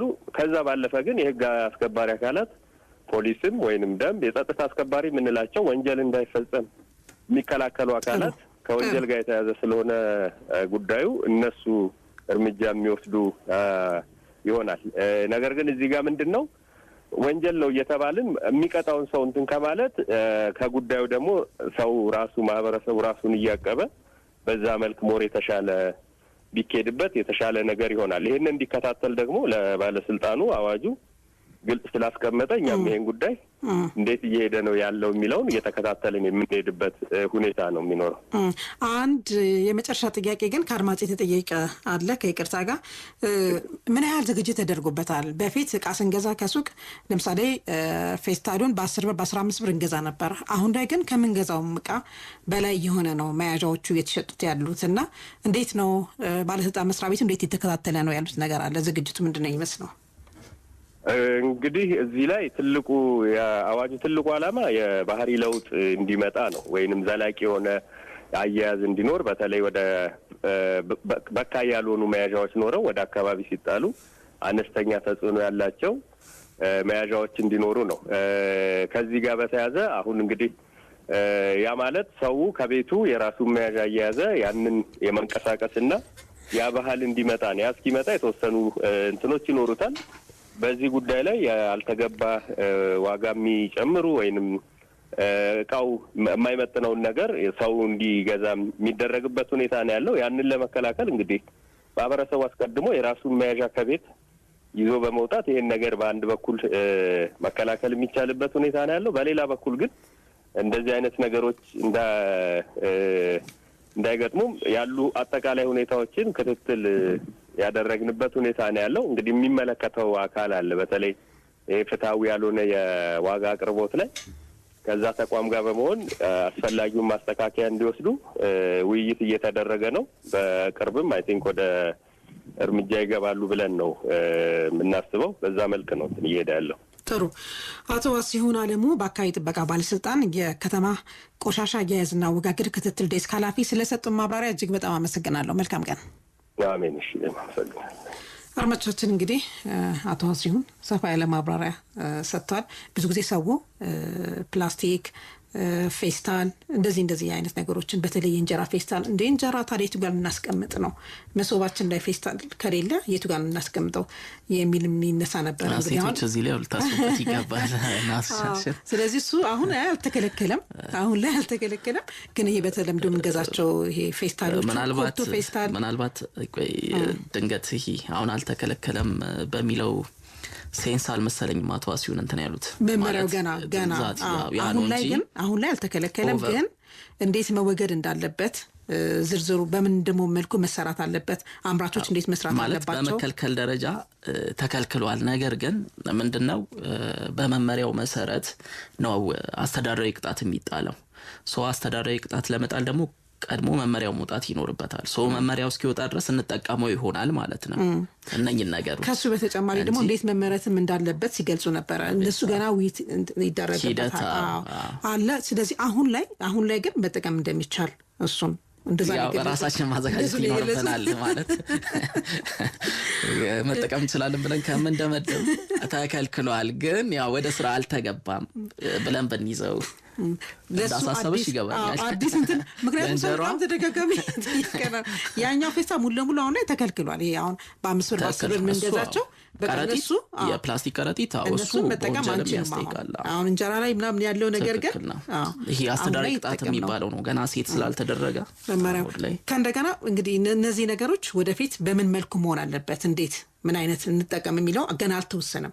ባልተወሰነበት ሁኔታ አሁን ላይ መጠቀም ግን ይቻላል የሚለው ነገር እኔ በዛ ነው የተረዳው። እሱ ላይ ቅጣት የለውም። አሁን ላይ በግልጽ የተቀመጠው ነገር በቃ ፌስታል ኩርቱ ፌስታል ምናምን የምንላቸው በሙሉ ወጥተዋል። ልክ ነው። ግን አሁን አድማጮቻችን መያዝ ያለባቸው ብዬ የማስበው ምንድነው ሁሉም የፔስታል አይነቶች በአዋጁ ተከልክለዋል። ነገር ግን ከአፈጻጸም አንፃር እነዚህ ሲባል እነኚህ ለአንድ ጊዜ ጥቅም የሚውሉ ፔስታሎች ምንድናቸው የአስተዳደር ቅጣት ነው የሚያስጥሉት። አስተዳደር ቅጣቱ ደግሞ የሚወጣው በምንድነው በመመሪያ ነው የሚወጣው። ይሄ መመሪያ ገና አልወጣም ማለት ነው። መመሪያው እስኪወጣ ድረስ ነው ምናልባት ልንጠቀም እንችለው እንጂ በመከልከል ደረጃ አዋጁ ከልክሎታል ገና ወደ አፈጻጸም ስላልተገባ ነው። ነገር ግን የፕላስቲክ ቀረጢት የምንለውን አዋጁ በቀጥታ ለብቻው የወንጀል ድንጋጌም ደንግጎበታል። ወንጀል ደግሞ በባህሪው በሕዝብ ተወካዮች ምክር ቤት በሚወጣ ሕግ ወይንም ደግሞ በአዋጅ ነው የሚደነገገው የወንጀል ድንጋጌ። በዚህ አግባብ የወንጀል ድንጋጌው ያው አዋጁ ተፈጻሚ መሆን ከጀመረበት ጊዜ ጀምሮ ይተገበራል ማለት ነው። የፕላስቲክ ቀረጢቶችን በተመለከተ የወንጀል ተጠያቂነት ስላለው ቅጣቱ ምንድነው የሚለውን ኋላ ላይ ይገልጹታል። ከሰዓታችን አንፃር ሌላ ጥያቄ አንድ ላቅርብና በአዋጁ የሆቴሎችና የመኖሪያ ቤቶች ኃላፊነት ተብሎ የተቀመጠ ነገር አለ። መቤት ትመስለኛለች ካጋሩ ያነሳችልን ነገር አለ። በተለይ ቆሻሻ የሚያነሳ መኪና ብዙ ጊዜ ሲያነሳ አናይም። እንዲሁም ደግሞ ቆሻሻ ጭኖ ሲሄድም አንዳንዴ ምኛ የምናየው ነገር አለ፣ የማዝረክረክ ነገር አለ። እንደዛስ በህጉ እንዴት ነው መሆን ያለበት? አንድ ቆሻሻ የሚያነሳ መኪና ሲሄድ እንዴት ነው አሽጎ ቆሻሻዎችን መሄድ ያለበት የሚለውን ነገር እሱን ነገር እስኪ ነው እንግዲህ አዋጁን በዝርዝር ያየነው ከሆነ ይሄ የደረቅ ቆሻሻ አወጋገድና አያያዝ አዋጅ ዝርዝር ነገሮችን አስቀምጧል። በዚህ ማግባብ አሁን የቆሻሻ አነሳስ ጋር መሰል ሂደቶች ጋር በተያያዘ ምንድነው ኢንዲቪጁዋሊ ለሁላችንም የተሰጠ እንትን አለ ኃላፊነት አለብን። በአዋጁ መሰረት አንድ ሰው ለቆሻሻ መጣያ ተብሎ በከተማ አስተዳደሩ ሊሆን ይችላል እንዲሁም የገጠር ቀበሌዎችም ጭምር ላይ ተፈጻሚነት ያለው አዋጅ ነው። ለዛ ፐርፐስ ተብሎ የተለዩ ቦታዎች ይኖራሉ። በእነኚህ የተለዩ ቦታዎች ላይ ብቻ ነው ምን ማድረግ የምንችለው ማለት ነው መጣል የምንችለው ማለት ነው። እነኚህን ከቤታችን ሊወጡ የሚችሉ ቆሻሻዎችን ዘን እዛ ቦታ ከጣሉ በኋላ ደግሞ ምን አለ አንዳንድ ጊዜ ቆሻሻዎችን በአይነታቸው በይዘታቸው የመለየት ነገር ይኖራል። ጊዜያዊ ማቆያ ላይ ማለት ነው እንደ ሽግግር ማቆያ ሆኖ እነኚህ ቦታዎች ላይ ምን ይደረጋል? ለምሳሌ ቀደም ያነሳናቸው አሉ አንዳንድ ቆሻሾች ሪሳይክል ይደረጋሉ። አንዳንድ ቆሻሾች ደግሞ ሪዩዝ ይደረጋሉ አይደለ? አንዳንዶቹ ደግሞ ያው እስከናካቴው መወገድ ያለባቸው ናቸው የሚሆኑት። እነኚህን ልየታዎች ለማካሄድ ጊዜያዊ ማቆያ ላይ ልናቆይ የምንችልበት ሁኔታ አለ ማለት ነው። እዛ ቦታ ላይ ሲሄዱ ሪሳይክል የሚደረገው በአንድ ዘርፍ፣ ሪዩዝ የሚደረገው በአንድ ዘርፍ፣ የሚወገደው በአንድ ዘርፍ ተደርጎ ምን ይደረጋል? የልየታ ስራ ይሰራል። ከዛ በኋላ ምን ይመጣል? ወደ ዋናው የማስወገጃ ቦታ የመውሰድ ሂደት ሊኖር ይችላል በትራንስፖርት ማለት ነው። የብዙ ጊዜ እኛ ሀገር የተለመደው ምንድነው ያው መንግስት ነው በዋነኛነት እነኚህ ቆሻሻ የሚያነሱ መኪኖችንም መድቦ የሚሰራው። ነገር ግን አዋጁ ላይ ኢቭን የግል ኢንተርፕራይዞችም በዚህ ሂደት ላይ ሊሳተፉ የሚችሉበት ሁኔታ እንዳለ በግልጽ ተደንግጎ ይገኛል። የግል ኢንተርፕራይዞችም ሆኑ ፕላስ ደግሞ የመንግስት ተቋማትም ሊሆኑ ይችላሉ እንደዚህ አይነት የቆሻሻ ማንሻ ማሽነሪዎችን መኪኖችን ጨምሮ ማለት ነው ወደዚህ ስራ በሚያስገቡ ጊዜ ባለስልጣኑ የሚያረጋቸው የራሱ የሆኑ የቁጥጥር ሂደቶች ይኖራሉ። ምክንያቱም የትኛው መኪና ቆሻሻ ሊያነሳ አይችልም ጀስት ለዚህ ስራ የሚሆን ነው አይደለም የሚለው ምክንያቱም ያን ነገር ማን ነው እንትን የሚለው ማለት ነው የባለስልጣኑ ስልጣን ነው። ተቆጣጥሮ ምን ያረጋል? ፍቃድ ይሰጣል ማለት ነው። ዝም ብለን ዘው ብለን ገብተን እንደማንኛውም መቃ አንስተን ጭነን የምንሄድበት ሁኔታ ወይንም ደግሞ የትኛውንም መኪና ለዚህ ስራ የምንጠቀምበት ሁኔታ ሳይሆን ያለው ባለስልጣኑ በሚሰጠን ፍቃድ መሰረት ለዚህ ስራ የሚስማማ ማሽን ወይንም ደግሞ መኪና ፍቃድ ተሰጥቶት የሚሰራው ስራ ነው የሚሆነው ማለት ነው። ሶ በዚህ አግባብ ነው ልንገነዘበው የሚገባው። ጥሩ። ሌላው ስለ ጠርሙስ ጣሳ፣ ፕላስቲክ ከረጢቶች ቀደም ሲል ሲነሳ ነበረ። አወጋገድ እንዴት ነው? ህጉ ምን ይላል? እዚህ ጋር ስለ ጠርሙስ ስለ ጣሳ እንደዚህ ተጠቅመን የምንጥላቸው ነገሮች አሉ። ትክክል። እንግዲህ ከዚህ ጋር በተያያዘ ህጉ ላይ የተቀመጡ ነገሮች አሉ። ምንድነው? ብዙ ጊዜ አይተን ከሆነ እኚህ ጠርሙስ፣ ጣሳ፣ ፕላስቲክ ከረጢቶች የምንላቸው አሉ። ያው ጠርሙሶች በባህሪያቸው አንዳንድ ጊዜ የፈሽኮ አይነት ባህሪ ያላቸው ናቸው። አሊያ ደግሞ ቀደም ባለሙያውም እንዳያነሱት አቶ ዋሲሁን ዝርዝር ነገር አውርተው ነበረ። ማለት ከፍተኛ የሆነ ጥግት ያላቸው እንደ ጀሪካን መሰል አይነት ነገሮችም ሊሆኑ ይችላሉ። ጀስት ጣሳ የምንለውም ያው ከሞሮፍ የቆርቆሮ አይነት ይዘት ባህሪ ያለው እንትን ነው። ጀስት ከዚህ ጋር በተያያዘ የአዋጁ አንቀጽ 12 ላይ የተቀመጡ ነገሮች አሉ። ምንድነው የሚለው? የከተማ አስተዳደሮች ቆሻሻ ጠርሙስ፣ የቆርቆሮ ጣሳ ወይም የፕላስቲክ መያዣ በጊዜያዊነት የሚከማችበት ቦታ መመደቡን፣ ክምችቱን በየወቅቱ መነሳቱን የማረጋገጥ ምን ይኖርበታል ማለት ነው ግዴታ እንዳለበት በአዋጁ ላይ በግልጽ ተቀምጧል። በሌላ በኩል ደግሞ እነዚህኑ ምርቶች የሚያመርቱ አካላት ይኖራሉ አይደለ? የተባሉትን ጠርሙስ የምንላቸው ነገሮች ሊሆኑ ይችላሉ፣ በፕላስቲክ የሚሰሩ መያዣዎች ሊሆኑ ይችላሉ። ቀደም እንደተነሱት ይሄ ላርጎ መያዣ እንደምንለው እንችለው፣ ይሄ ጀሪካን በተለምዶ የምንላቸው ለውሃ መያዣ የምንጠቀማቸው እነኚህ ነገሮች ደግሞ የሚያመርቱ አካላት ምን አይነት ፕሮሲጀር መከተል ይኖርባቸዋል ማለት ነው? እነኚህ ነገሮች በሚያመርቱ ጊዜ የሚጠቀሟቸው ንድፎች ምርቶቹን ቀጥታ ከአገልግሎት ውጪ እንዲሆኑ በሚያደርግ አይነት መልኩ ሳይሆን ንድፎቹ ሪዩዝ እና ሪሳይክል ለማድረግ በሚመች አይነት መልክ ነው ሊሰሩ የሚገቡት ማለት ነው። ሶ ጠርሙስ፣ ጣሳን፣ የፕላስቲክ ከረጢቶችን በተመለከተ ህጉ በአንድ በኩል ለከተማ አስተዳደሮች ያስቀመጠው ግዴታ አለ። በሌላ በኩል ደግሞ እነኚህን የሚያመርቱት አካላት ደግሞ የሚከተሏቸው ንድፎች ለሪሳይክል ለሪዩዝ ተስማሚ በሆነ መልኩ መሆንም እንደሚገባው በአዋጁ ላይ በግልጽ ተደንግጎ ይገኛል። በጣም ጥሩ።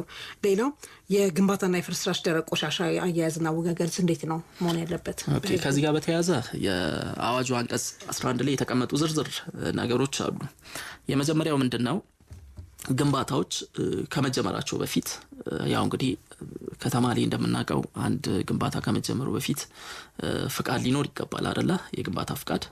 የግንባታ ፍቃድ ሲሰጥ ከግምት ሊገቡ ከሚገቡ ነገሮች አንደኛው ምንድነው? ይሄ የግንባታ ቦታ ፍርስራሾች ወይንም ደግሞ የግንባታ ተረፈ ምርቶች የሚወገዱበትን ቦታ አዘጋጅቷል ወይስ አላዘጋጀም? ከግንባታ ፍርስራሾች ለሚወጡ ደረቅ ቆሻሾች አያያዝ የሚሆን ተስማሚ ነገር ዝግጅት አድርጓል ወይስ አላረገም የሚለውን ነገር የግንባታ ፍቃድ የሚሰጡት የመንግስት አካላት ቀድሞ መማረግ እንዳለባቸው አስቀምጧል ማለት ነው። በአዋጁ ላይ ቀድሞ ይሄን ማጣራት እንዳለባቸው አስቀምጧል ማለት ነው። ሶ አንድ አካል ሄዶ የግንባታ ፍቃድ ሲጠይቅ ቀደም ሲል ያነሳናቸውን ለደረቅ ቆሻሻ አወጋገድ ምቹ ሁኔታ አለ የለም፣ ደረቅ ቆሻሻንስ የሚያስወግድበት ቦታ አዘጋጅቷል ወይስ አላዘጋጀም የሚለውን ነገር አጣርተው እነኚህ ሁኔታዎች ባልተመቻቹበት ሁኔታ ፍቃድ መስጠት እንደማይገባው ከአዋጁ አንቀጽ 11 መገንዘብ እንችላለን ማለት ነው። ሌላው ምንድነው? የግንባታ ፍርስራሽ ቆሻሻው እስኪወገድ ድረስ በግንባታው ቅጥር ግቢ ውስጥ ነው ሊቀመጥ የሚገባው።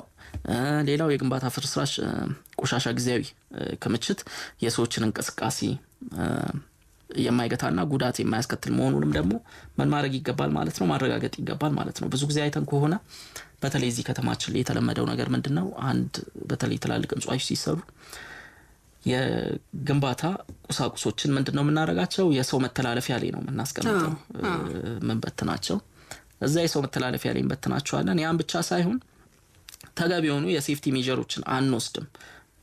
በተለያየ አይነት መልኩ ከላይ ከግንባታዎች ላይ የሚለቀቁ ቆሻሾች ስር የሚተላለፉ ሰዎች ላይ ወይም ደግሞ ንብረት ላይ ጉዳት ሲያደርሱ የምናይበት ሁኔታ አለ። ምን መሆን አለበት ማለት ነው? የሚሰሩ ግንባታዎች የሰውን የመተላለፍ ሁኔታ ፕላስ ደግሞ ሌሎች ጉዳት የማያደርሱ መሆናቸውን ምን ማድረግ አለብን ማለት ነው? ማረጋገጥ ይገባል ማለት ነው። ሌላው ምንድነው? ከመነጩ የግንባታ ፍርስራሽ ቆሻሻ የሚጠቅመውን ከማይጠቅመው ለይቶ በጊዜያዊነት ደግሞ ማከማቸት የማን ኃላፊነት ነው ማለት ነው? የገንቢው ኃላፊነት ነው ማለት ነው። የመነጨው ቆሻሻ ለማስወገድ ፍቃድ ላለው አካል ብቻ ነው መተላለፍ ያለበት በልና ፍርስራሾች ላይ የተለያዩ ቁርጥራጭ ብረቶች ሊኖሩ ይችላሉ። የተለያዩ የሲሚንቶ ወይንም ደግሞ የዛ ኬሚካላዊ ይዘት ያላቸው ምንድነው ተረፈ እንትኖች ሊኖሩ ይችላሉ። ሶ እነኝን ነገሮች ዝም ብለን አንስተን ለመንገደኛ አይደለም የምንሰጠው። ፍቃድ ያላቸው አካላት አሉ ቆሻሻ ለማስወገድ ይሄን ስራ የሚሰሩ። ለእንደዚህ አይነት በባለስልጣኑ ፍቃድ ለተሰጣቸው አካላት ብቻ ነው እነኝን ቆሻሾች ምን ማድረግ ያለበት እንዲያስወግዱልን ማስረከብ የሚገባን ማለት ነው እንጂ ሂደቱን ባልተከተለ መልኩ ማስወገድም ሆነ ፕላስ ደግሞ ለማስወገድ ፍቃድ ለሌላቸው አካላት መሰል ቆሻሻዎችን በማስረከብ ህጉን ያልተከተለ አወጋገድ መከተልም በራሱ ምን ያመጣብናል ማለት ነው? ተጠያቂነት ያመጣብናል ማለት ነው። ሌላው ምንድነው? ያው ከከተማ አስተዳደሩ በሚሰጥ ትዕዛዝ መሰረት እንዳስፈላጊነቱ የግንባታ ፍርስራሽ ቆሻሻን በአግባቡ ለመያዝ የሚያስችል ግንባታ መከናወኑንም ማረጋገጥ ይገባናል ማለት ነው። ይሄ ማለት ምንድነው? ከዋናው ከምንሰራው ቢልዲንግ በተጨማሪ ለቆሻሻ ለተረፈ ምርቶች መያዣ ወይንም ጊዜያዊ ማከማቻ የሚሆን ግንባታ ማዘጋጀት ካለብን ማዘጋጀት ይኖርብናል ማለት ነው። ሶ እነኚህ ነገሮች ያው የግንባታ ፍርስራሽ ላይ የሚወጡ ደረቅ ቆሻሾችን በተመለከተ በምን መልኩ እናስወግዳለን የሚለውን በዚህ መልኩ መገንዘብ ይኖርብናል ማለት ነው። ጥሩ። ስለ ህግ ተጠያቂነቱን እንሂድ እስኪ። ደረቅ ቆሻሻን በአግባቡ አለመያዝና ለማስወገድ የሚያስከትለው የህግ ተጠያቂነት ቀደም ሲል ካነሳ ነው ጉዳይም ከፕላስቲክ ወይም ደግሞ ፌስታል ጋር ከተደረገው ክልከላ ጋር ተያይዞ ተጠያቂነቱ ምንድነው የሚመስለው የሚለው እናንሳው። መልካም። እንግዲህ ቀደም የተነሱት ጉዳዮች አሉ። አቶ አስዩንም በሰፊው አብራርተውባቸዋል። ዋናው ነገር ምንድነው? ይሄ አዋጅ የተመለከትን እንደሆነ አዋጁ በቀጥታ ሁለት አይነት የቅጣት አይነቶችን ነው ያስቀመጠው። የመጀመሪያው የቅጣት አይነት ምንድነው? አስተዳደራዊ ቅጣት የሚባለው ነው። ያ አስተዳደራዊ ቅጣት የሚባለውን በተመለከተ አሁን አፈጻጸም ላይ ወይንም ደግሞ እየተፈጸመ ነው ወይስ አይደለም የሚለውን ያየን እንደሆነ አዋጁ ላይ አስተዳደራዊ ቅጣቶቹ በሚወጣው መመሪያ መሰረት የሚወሰኑ ስለመሆናቸው ተቀምጧል። የአዋጁ አንቀጽ 24 ላይ ሶ አስተዳደራዊ ቅጣት የሚያስቀጡ ቅጣቶችን በተመለከተ አሁን ላይ አስተዳደራዊ ቅጣቶች እየተጣሉ ሳይሆን የመመሪያው መውጣት እየተጠባበቁ መሆኑን መገንዘብ ይኖርብናል። ነገር ግን በዚህ አዋጅ ላይ የተቀመጠው ሌላ የቅጣት አይነት ምንድነው? የወንጀል ቅጣት አለ። ይሄ የወንጀል ቅጣት በአዋጁ ላይ ተደንግጎ ተቀምጧል አንቀጽ 25 ላይ። በወንጀል ደግሞ የሚያስጠይቀው የትኛው ተግባር ነው ያለን እንደሆነ ምን የሚለው ማንኛውም ሰው የፕላስቲክ ከረጢት ፕላስቲክ ባግ ወይም በተለምዶ አጠራሩ ፌስታል የምንለውን ከተጠቀመ ወይም ለመጠቀም ይዞ ከተገኘ ከ2000 ብር በማያንስና ከ5000 ብር በማይበልጥ የገንዘብ መቀጮ ሊቀጣ እንደሚችል ተደንግጎ ይገኛል። በሌላ በኩል ማንኛውም ሰው የፕላስቲክ ከረጢት ወይም ፌስታል ካመረተ ወደ ሀገር ውስጥ ካስገባ ለገበያ ካቀረበ ወይም ከሸጠ ለንግድ ዓላማ ካከማቸ ወይም ይዞ ከተገኘ ከ50,000 ብር በማያንስና ከ200,000 ብር በማይበልጥ የገንዘብ መቀጮና ከ5 ዓመት በማይበልጥ ጽኑ እስራት እንደሚቀጣ በአዋጁ ላይ ተደንግጎ ይገኛል። እስራትም አለው። እንግዲህ ይሄ ማለት ኢንዲቪጁዋሊ አንድ የተፈጥሮ ሰው የምንለው ድርጊቱን የፈጸመ እንደሆነ ነው። እንግዲህ የወንጀል ድርጊትን ደግሞ ምንድነው በህግ የሰውነት መብት የተሰጣቸው አካላት ወይንም ድርጅቶች ደግሞ ሊፈጽሙ የሚችሉበት ሁኔታ ይኖራል አይደል? ይሄ በሚሆን ጊዜ ምንድነው የሚሆነው ማለት ነው? ቅጣቱ የገንዘብ ቅጣቱ ከፍ ነው የሚለው በምን ያህል በ3 እጥፍ ከፍ የሚልበት ሁኔታ ይኖራል ማለት ነው። ሶ በዚህ መልኩ ልንረዳው ይገባል። ሌላው ምንድነው ምንም እንኳን አዋጁ ላይ ባይኖርም እንደሚታወቀው ደረቅ ቆሻሻ በመጣል አካባቢ ላይ ልናደርስ የምንችለው ጉዳት ይኖራል አይደል? ሰዎች ጤና ላይ ልናመጣ የምንችለው ጉዳት ይኖራል አይደል? እነኚህ ጉዳቶች መከሰታቸውንና ጉዳት መድረሱን ማሳየት ከተቻለ ደግሞ ከፍ ሲል ከተጠቀሱት የአስራሪ ቅጣት የወንጀል ቅጣቶች በተጨማሪ ደግሞ ጉዳት የደረሰበት አካል በፍትሐ ብሔር ጉዳት አድራሾችን ምን ሊል ይችላል ማለት ነው እንዲከሱት የፍትሐ ብሔር ተጠያቂነትን ሊያረጋግጥ ይችላል ማለት ነው። ሶ በጥቅሉ ስናይ ከአዋጁ ጋር በተያያዘ ደረቅ ቆሻሻን በተመለከተ በአንድ በኩል የአስራዊ ቅጣት ሊያስጥልብን ይችላል። በሌላ በኩል ደግሞ በተለይም ፌስታልን በተመለከተ የፕላስቲክ ከረጢቶችን በተመለከተ ደግሞ ምንን ያመጡብናል? የወንጀል ተጠያቂነትን ያመጡብናል። ከዛ አለፍ ሲል ደግሞ የፍትሐ ብሔር ተጠያቂነትም አብሮ ሊከተል እንደሚችል ከግንዛቤ ማስገባት ይኖርብናል። ጥሩ። ከአድማጮቻችን ጥያቄ አንድ ብቻ ያልተመለሰ አለ። በእርግጥ አቶ ዋሲሁን ነበር ይህን ጥያቄ መመለስ ያለባቸው።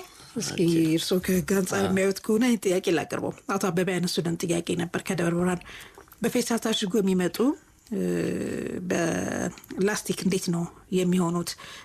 እቃዎቹ ታሽገው አሁን በላስቲክ የተቀመጡ አሉ፣ እንዴት ነው የምናስወግዳቸው?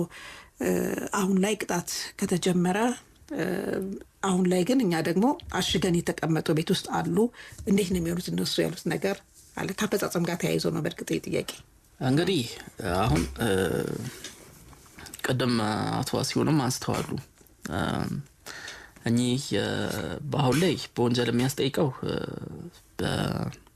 ምንድነው የፕላስቲክ ከረጢት ወይንም ደግሞ ፌስታል የምንለው ነው በወንጀል የሚያስጠይቀው።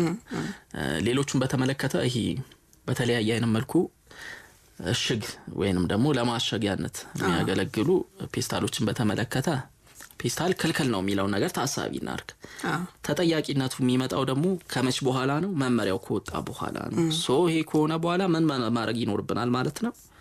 ማስወገድ ይኖርብናል ማለት ነው። ጀስት መመሪያው መተግበር ሲጀምር ምን ያመጣብናል? ተጠያቂነት ያመጣብናል ማለት ነው። ነገር ግን አዋጁ ላይም የተቀመጠ ነገር አለ። አንዳንድ ማሸጊያ እቃዎች በባህሪያቸው ተኪ ላይሆኑ ይችላሉ። በተለይም አልፎ አልፎ ወይ ወደ ሀገር ውስጥ የሚገቡ ማሽኖች የሚጠቀለሉበት ሊሆኑ ይችላሉ። ሌላ አማራጭ የሌላቸው ነገሮች ይኖራሉ። በላስቲክ ውጤት ከመታሸግ ውጪ ሌላ አማራጭ የሌላቸው እንትኖች ይኖራሉ። ጀስት እንደዚህ አይነት ጉዳዮችን በተመለከተ አዋጁ ለባለስልጣኑ ምን ሰጥቶታል? በመመሪያ የሚፈቀዱትን እንዲለይ በመመሪያ ፍቃድ ሰጥቶታል ማለት ነው። ሶ እነኚህ ነገሮች ደግሞ በማን ነው የሚፈቀዱት? ገና በመመሪያ ባለስልጣኑ የሚያወጣቸው ሊስቶች ይኖራሉ። ቀደም ሲል ሲገልጹም ነበር አቶ ዋሲሁን። እነኚህ ነገሮች ሊስት ይደረጋሉ።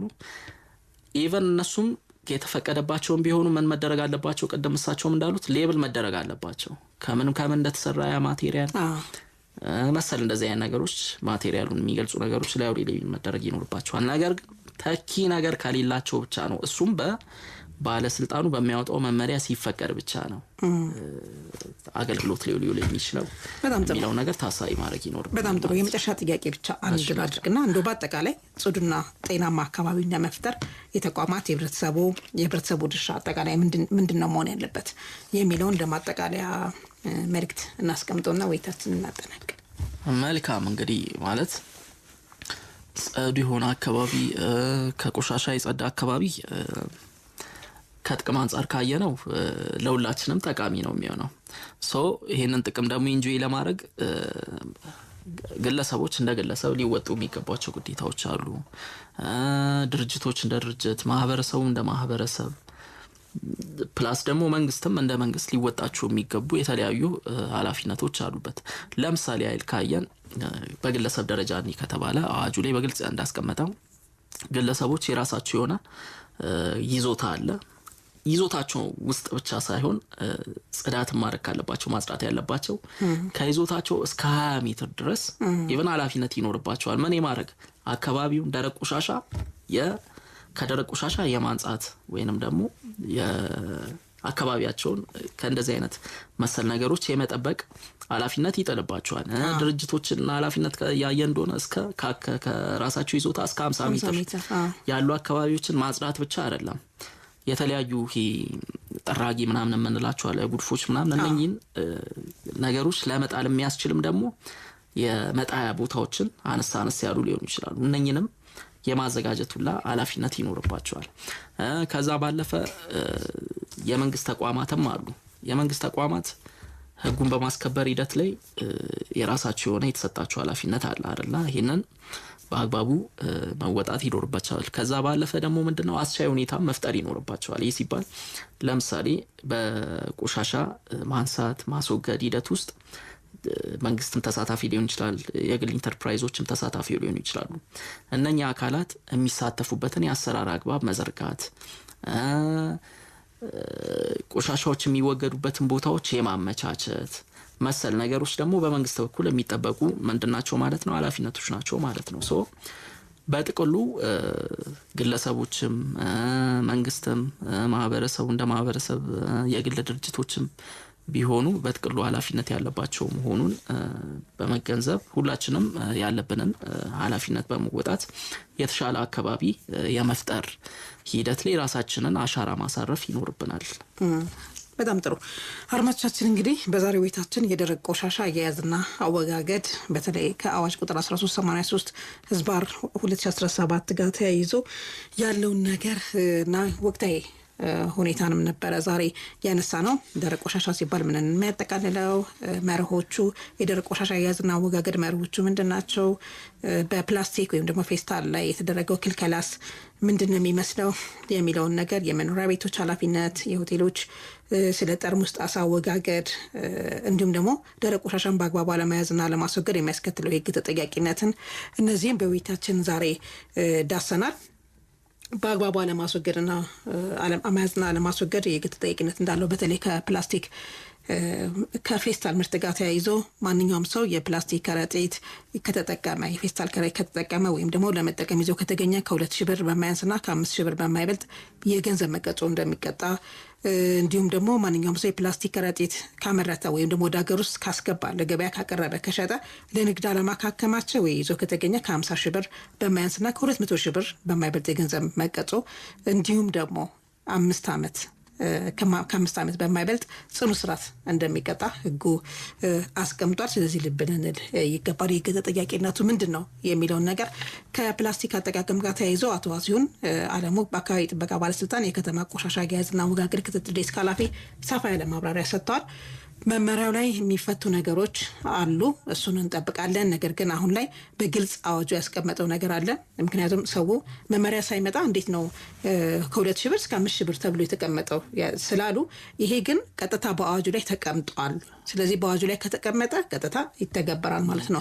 ሌሎቹ ግን መመሪያን የሚጠብቁ ናቸው። ቀደም ሲል ስንከራከርበት የነበረው የእንጀራ ፌስታል ጉዳይ መመሪያው እንትን እስከሚል ድረስ እስከዛ ድረስ ነው።